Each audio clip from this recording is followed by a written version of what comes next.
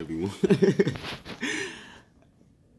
How's it going, everyone? This is Jimmy Perry here with the PowerPlay podcast on powerlifting website. I'm here to answer a question. Going back over a question. This is like the third iteration of this post because I realized I don't like putting stuff out that I know isn't like the best, or at least the best at that time.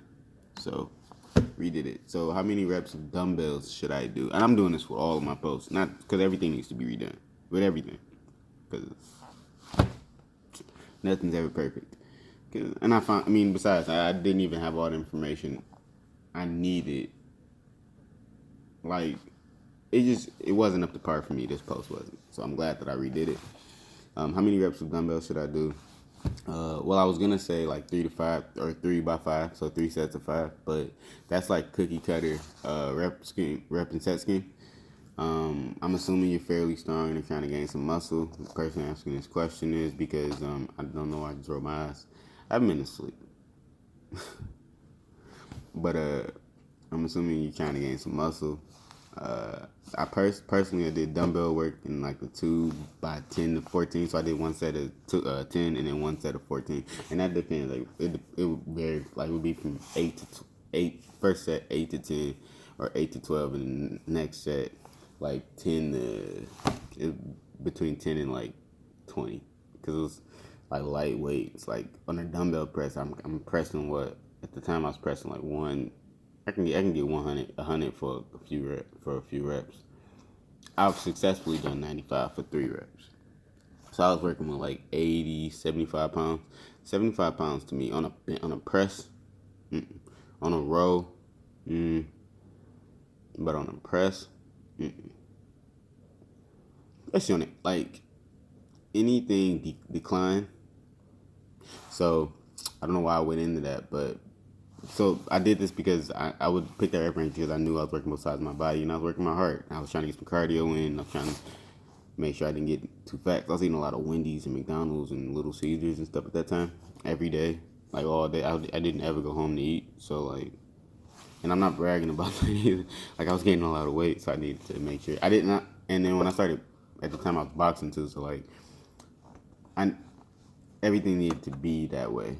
Or I could go home and cook. But if I'm on the treadmill 6 times a week, and then I'm in the training like 3 times a week or 4 times a week, and then I'm working out 4 times a week, it's a lot. So I need the carbs. It's besides the point. But for me, the rep ranges were right, the movement was right, and it all came together. I said that for a reason. The reason I said that was because that steps into the next header, which was what decides the number of reps you should do. And for me, it's like very straightforward. I'm very lazy when it comes to certain things. If it can be simplified, I understand that there's like particulars or nuances or whatever. What's another word for nuance? Gotta up my vocabulary. Not really. I would like to up my vocabulary.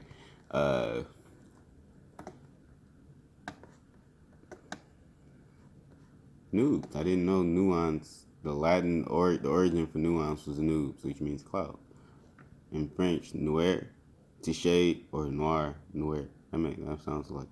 And then nuance means shade. So I don't know why I did that, but so your goals in your body, those are what decides the number of reps you do with your dumbbells. Your goals matter. It's pretty simple. If you don't know what you're aiming for, like if you don't know what you're looking at, if you don't know what you're trying to do, how you gonna start planning and getting the group, like start setting things in motion. So you got to know what you need to hit before you start aiming. And your goals, if you know, like, so for instance, for me, 800-pound deadlift, right? 800-pound deadlift for me, that's a decent goal. And if I know I need to hit an 800-pound deadlift, I know I need to train consistently, and I know I need to focus a lot on my deadlift, as well as other parts of my body, because those other parts are going to help my deadlift, but I need to focus a lot on my deadlift. I mean, I got goals for bench and squat too, but deadlift is the goal. So I need to do all my accessories need to focus on the weak points of my deadlift, which is my hamstring, my hamstring and lower back, like right in the middle of my lower back. I should probably go to a doctor for that, but hamstrings, lower back. So I do a lot of good mornings. So I'm not reverse curls.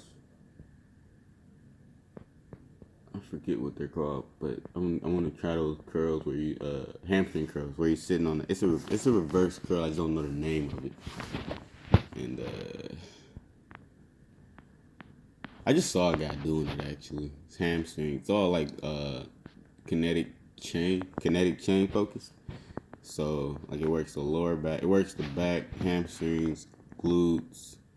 Shit, you getting your calves work too. You, not really, but you are, because I don't do them anymore. But like when I did do them, like every deadlift session, it was, you feel it on your calves. It didn't really do too much. And then but if we're just talking about powerlifting, if I'm just focusing on powerlifting, then that means I need to focus on barbell movements, and I need to use, and which is what I did. I used dumbbells as a small accessory, which I only had 2 sets, and that's why I went so high in the reps, because I was only doing a little bit. If you're training for mass, then you would probably do more controlled reps, or more and then controlled reps, and then if you're training powerlifting, exactly, I accept that. So those are the goals. Now we have to talk about the body type and the effect that has on your decision. So only you know how a workout is making you feel. If you feel completely drained doing your workout, and when I say completely drained, I'm not talking about tired. I'm saying in the middle of your workout, your muscles just don't want to move anymore. Like you can't even get that. You struggling to get that last rep or one more rep up for anything. That's what I mean. Like failure. If you need a failure in the middle of your workout, man, come on. Something's wrong. You're doing too much work. And if it's taken away from the core exercises, so for me, if it's deadlift, if it's taken away from the deadlifts, something's wrong. Because the only reason I'm here is for deadlifting. So if I can't deadlift, or the day before, 2 days before, or 3 days before, I squatted and I did some accessories, and it's touching my dead, like my lower back still hurting a little bit. Or not hurting, but sore, because that's how it was. My lower back, I've been doing a lot of like band exercise now, so this is like past tense. What it would have been past tense anyway, because I'm making this video and then or this podcast, but yeah, so